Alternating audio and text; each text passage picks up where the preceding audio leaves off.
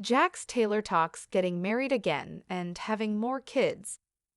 Jax Taylor is opening up about how his parenting journey really put his future into perspective, including whether or not he'll remarry or have more kids after his divorce from Brittany Cartwright.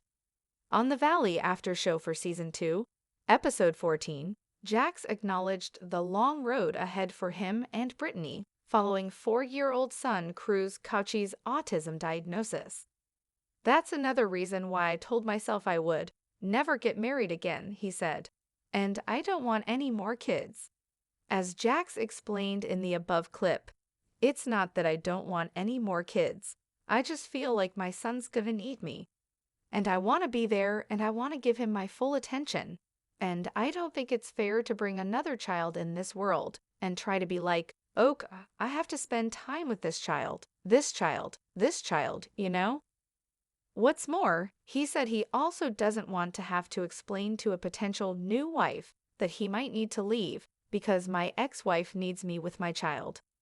Jax continued, "I don't want to ever have to question anything. He is my main priority.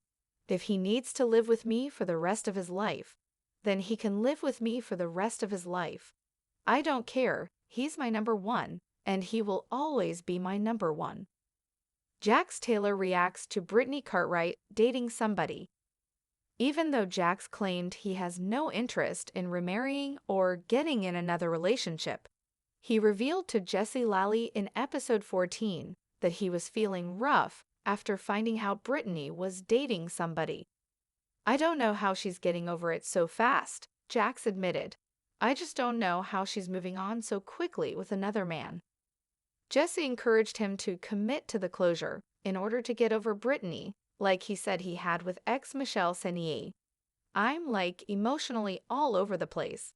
I have severe highs and severe lows," Jax responded. "My son, it's just killing me with my kid. Like, it'd be a lot easier if there was no baby involved." Inside Jax Taylor and Brittany Cartwright's attempt to set boundaries regarding Cruz, explaining that he was struggling with not being able to see Cruz as often as he'd like to, Jax told Jessie he was attempting to put a plan together with Brittany for co-parenting. "I don't have a say in a lot of things right now," Jax shared in a confessional. "The mother kind of runs the show. It's just really hard being able to only see your kid when she says." Brittany agreed to meet with Jax in her home to set boundaries and figure out how we're gonna co-parent with Cruz. As she added, though, "That's the only reason I even want to look at him right now." Their conversation quickly went left, and Brittany told Jax, "Cruz is not going over to your house anytime soon."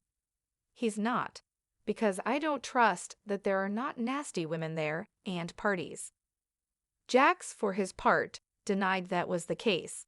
In a confessional, he added, "I don't think she should hold her anger over me, using that as a weapon not to see my son. That's just not fair."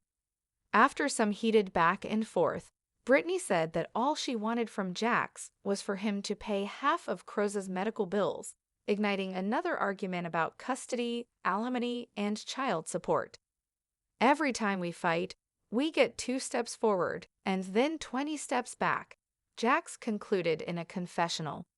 "I love my kid more than anything, and I'm fighting for him. But I just don't know how much more of this arguing and this bickering and just going after each other I can take." The scent of stale coffee and lingering anxiety hung heavy in Jax's small apartment.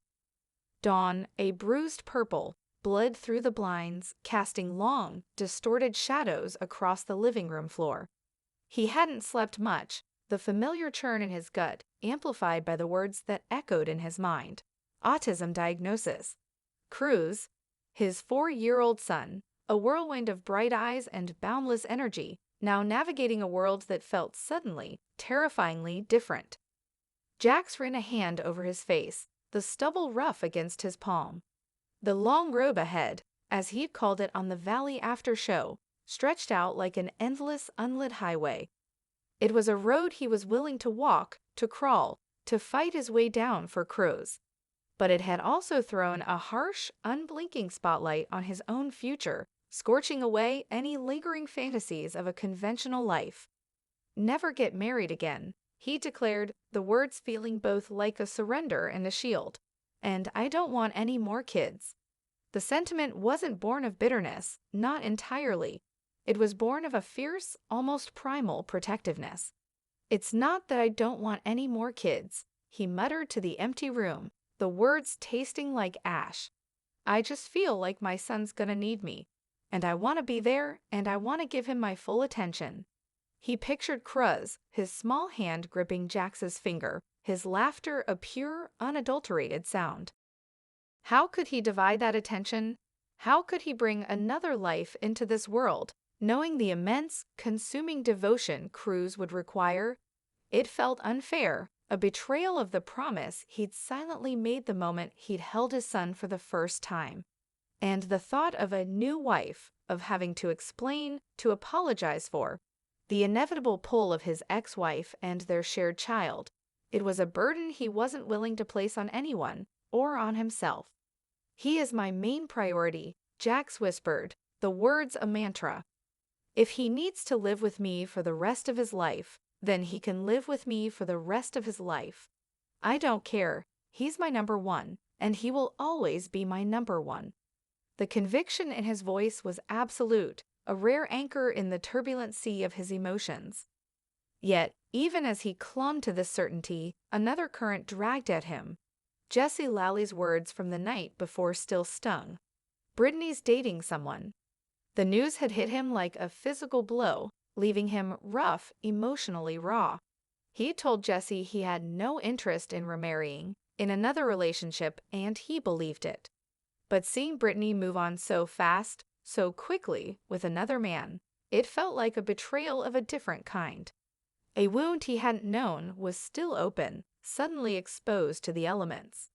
"I'm like emotionally all over the place," he'd confessed to Jesse, the words tumbling out, raw and unfiltered.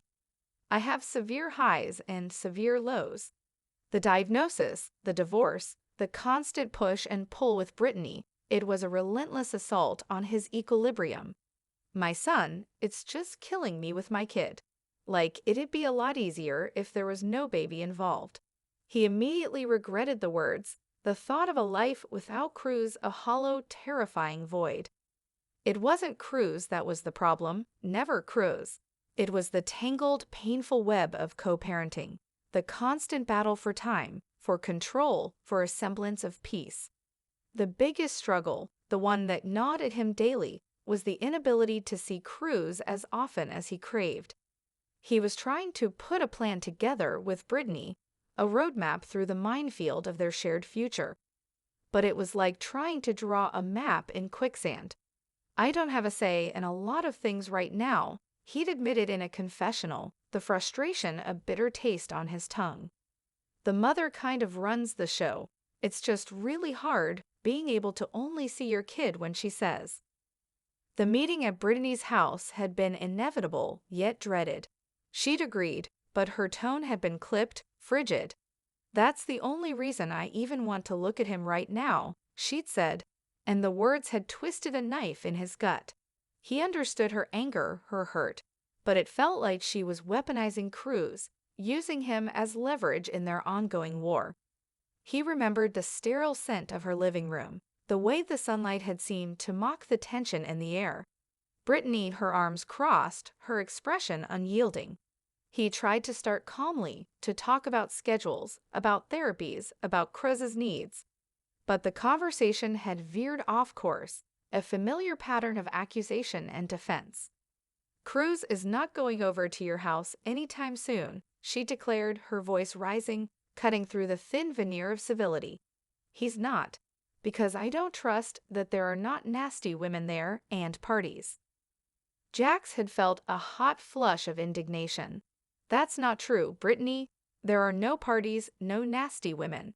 He'd wanted to scream, to shake her, to make her see that his life revolved around Cruz, not some fleeting escapades. In his confessional later, the words had poured out, raw and desperate. "I don't think she should hold her anger over me, using that as a weapon not to see my son.